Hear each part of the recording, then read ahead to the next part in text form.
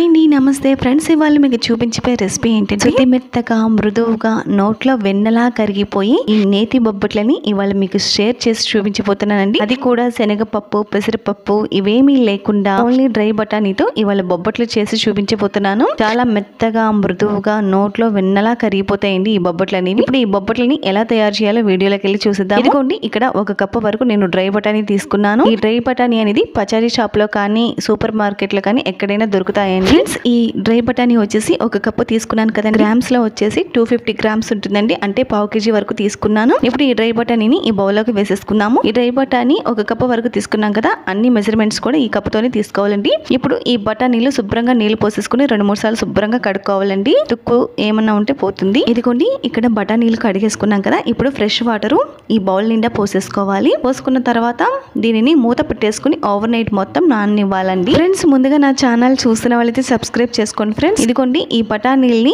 మరుసటి రోజు పొద్దున పూట చూపిస్తున్నానండి. ఇక్కడ బఠానీలు పూర్తిగా నానిపోయాయి. ఇక్కడ ఒక బఠానీ తీసేసుకొని గోరుతో గుచ్చామంటే 2 భాగాలు అయిపోవాలండి. అంటే బాగా నానిపోయాయండి బఠానీలు. ఇప్పుడు ఈ బఠానీల్లో ఉన్న ఎక్స్ట్రా వాటర్ అంతా రిమూవ్ చేసేసుకొని ఒక కుక్కర్ తీసేసుకొని ఈ బఠానీలు మొత్తం ఈ కుక్కర్ లో పోసేసుకోవాలండి. బఠానీలన్నీ పోసుకున్న తర్వాత దీంట్లోకి ఏ కప్పుతో అయితే మనం బఠానీలు తీసుకున్నామో అదే కప్పుతో 2 కప్పుల వరకు నీళ్లు పోసుకోవాలండి. మీరు గ్లాస్ కానీ ఈ విధంగా కప్పు కానీ తీసుకోండి. అన్ని కొలతలు ఈ కప్పుతోనే తీసేసుకోవాలి. అలాగే చిటికెడు పసుపు, పావు స్పూన్ వరకు సాల్ట్ వేసేసుకొని కుక్కర్ మూత పెట్టేసుకొని 4 నుంచి 5 విజిల్స్ వరకు రానివ్వాలండి. మెత్తగా ఉడికించుకోవాలి బఠానీల్ని. అలాగే ఒక బేసన్ తీసేసుకొని మనం ఏ కప్పుతో అయితే బఠానీలు తీసుకున్నామో అదే కప్పుతో మైదా పిండి తీసుకోవాలి. 2 కప్పుల వరకు. కావాలంటే మైదా పిండి బదులు గోధుమ పిండి కూడా వాడుకోవచ్చు. 1 స్పూన్ వరకు బొంబాయి రవ్వ, 1 స్పూన్ వరకు గసగసాలు, చిటికెడు పసుపు, అలాగే పావు స్పూన్ వరకు సాల్ట్, 2 స్పూన్ల వరకు నెయ్యి వేసేసుకొని ఇవన్నీ కలిసేలాగా పిండిని మొత్తం కలిపేసేసుకోవాలి ఉండలు లేకుండా. ఫ్రెండ్స్, ఎవరైతే కొత్తగా చేస్తారో బొబ్బట్లని ఇలా నేను చెప్పిన కొలతలతో చేశారంటే వాళ్ళు కూడా పర్ఫెక్ట్ గా వస్తాయండి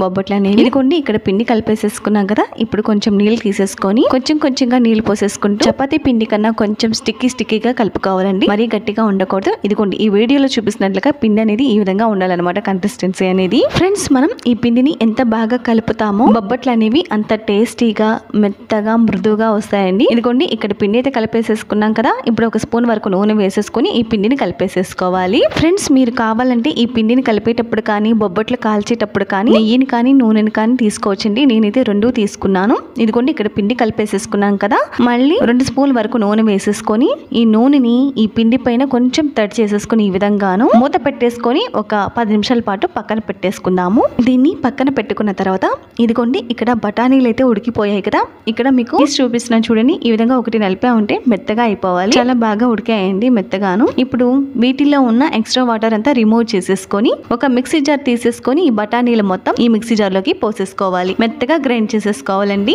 చూడండి ఫ్రెండ్స్, ఇక్కడ బఠానీలన్నీ నేను ఈ విధంగా పలుకు లేకుండా మెత్తగా గ్రైండ్ చేసేసుకున్నాను. చూసారా? ఇప్పుడు ఈ మిక్సీ జార్ ని పక్కన పెట్టేసుకొని స్టవ్ వెలిగించుకొని బాండీ పెట్టేసుకొని 2 స్పూన్ల వరకు నెయ్యి వేసుకోవాలి. స్టవ్ ని మీడియం ఫ్లేమ్ లో పెట్టేసుకొని నెయ్యి వేడి చేసుకున్న తర్వాత మనం ముందుగా గ్రైండ్ చేసుకున్న బఠానీ పౌడర్ మొత్తం వేసేసుకోవాలి. వేసుకున్న తర్వాత ఈ బఠానీ పౌడర్ ని పచ్చి వాసన పోయేంత వరకు కింద నుంచి పైకి కలుపుకోవాలండి. దీన్ని 2 నిమిషాల పాటు వేయించుకోవాలండి. ఇదిగోండి, ఇక్కడ చూసారా పొడిలాడుతూ ఉంది కదండి. ఇప్పుడు దీన్ని పక్కన పెట్టేసుకొని ఇప్పుడు స్టవ్ మీద వేరే గిన్నె పెట్టేసుకొని మనం 1 కప్పు బఠానీలు తీసుకున్నాం కదండి, అదే కప్పుతో పట్టిక బెల్లాన్ని 1 కప్పు వరకు వేసుకుంటున్నాను. మీరు కావాలంటే బెల్లం కూడా వేసుకోవచ్చు. అదే కప్పుతో వాటర్ ని కూడా 3/4 కప్పు వరకు నీళ్లు పోసుకోవాలండి. నీళ్లు పోసుకున్న తర్వాత పట్టిక బెల్లాన్ని మొత్తం కరిగించుకోవాలి. ఫ్రెండ్స్, మీరు స్వీట్ తినే దాన్ని బట్టి పట్టిక బెల్లాన్ని కానీ బెల్లాన్ని కానీ 2-3 స్పూన్ల వరకు ఎక్కువగా పెంచుకోండి. స్వీట్ అనేది సరిపోతుంది. ఇదిగోండి, ఇక్కడ పట్టిక బెల్లం మొత్తం కరిగిపోయింది కదా. ఫ్రెండ్స్, పాకం అనేది పెద్దగా పాకం పట్టాల్సిన అవసరమే లేదు, జస్ట్ జిగురుగా ఉంటే సరిపోతుందండి. ఇదిగోండి, ఇక్కడ వేళ్ళతో తాకామంటే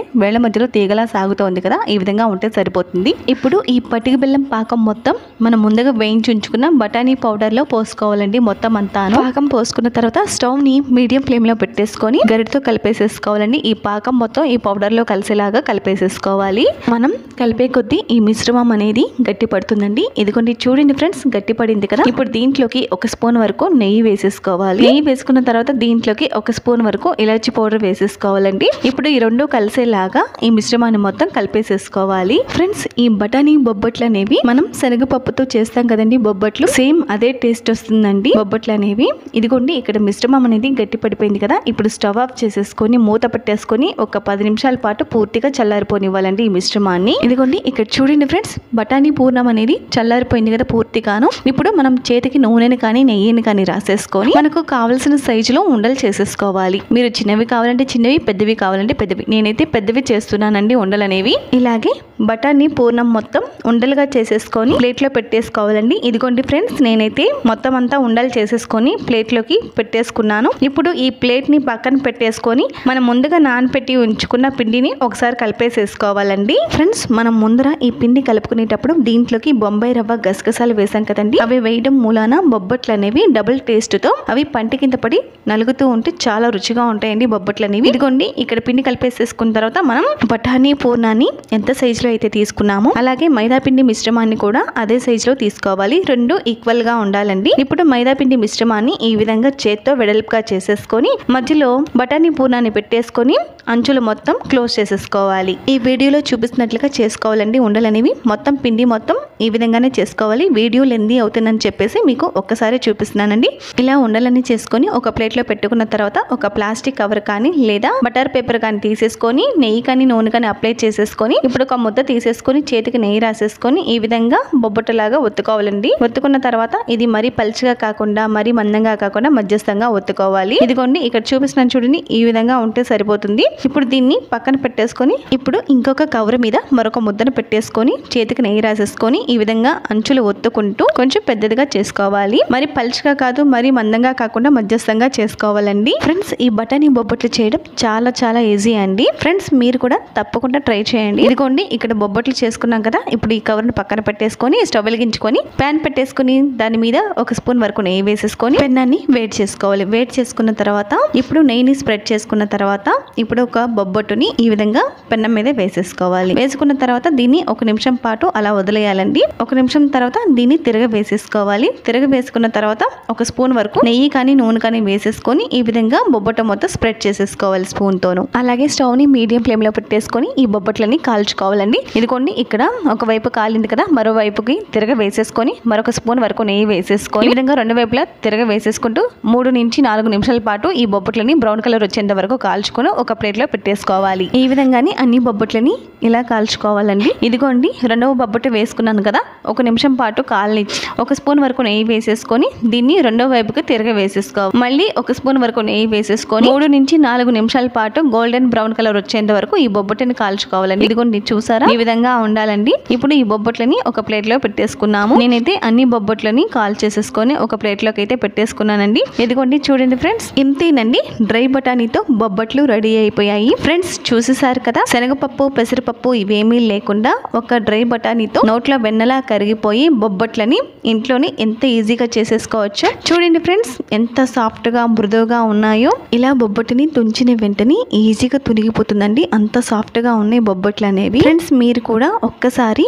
ఈ డ్రై బఠానీతో ఒక్కసారి బొబ్బట్లు చేసి రుచి చూడండి. అస్సలు రుచి చూస్తే వదిలిపెట్టారండి, అంత బాగుంటాయి. మనం శనగపప్పుతో చేసిన బొబ్బట్లు లాగే ఉంటాయండి. టేస్ట్ కూడా చాలా బాగుంటుంది. ఫ్రెండ్స్, ఈ బఠానీ బొబ్బట్లు అనేవి ఎప్పుడైనా స్వీట్ తినాలనిపించినప్పుడు కానీ, పిల్లలు ఏదైనా స్వీట్ చేయమన్నప్పుడు కానీ, లేదా పండగలప్పుడు కానీ నైవేద్యంగా పెట్టాలనుకున్నప్పుడు కానీ ఇలా బఠానీలతో ఒక్కసారి బొబ్బట్లు చేసి పెట్టండి. చాలా రుచిగా ఉంటాయి, చాలా ఇష్టంగా తింటారండి అందరూను. ఫ్రెండ్స్, మీరు కూడా మీ ఇంట్లో బఠానీతో ఒక్కసారి బొబ్బట్లు ట్రై చేసి టేస్ట్ చేసి మీకు ఎలా వచ్చిందనేది మీ ఫీడ్బ్యాక్ ని నాతో షేర్ చేసుకోండి. అలాగే ఈ వీడియో చూసిన తర్వాత రెసిపీ కనుక నచ్చినట్లయితే ఒక లైక్ చేసి అలాగే మీ ఫ్రెండ్స్ కి బంధువులకి షేర్ చేయండి. మరిన్ని రుచికరమైన వంటల కోసం నా ఛానల్ ని తప్పకుండా సబ్స్క్రైబ్ చేసుకోండి. గంట సింబల్ ని యాక్టివేట్ చేసుకోండి. నేను చేసే వీడియోలని మీకు ముందుగానే వచ్చేస్తాయండి.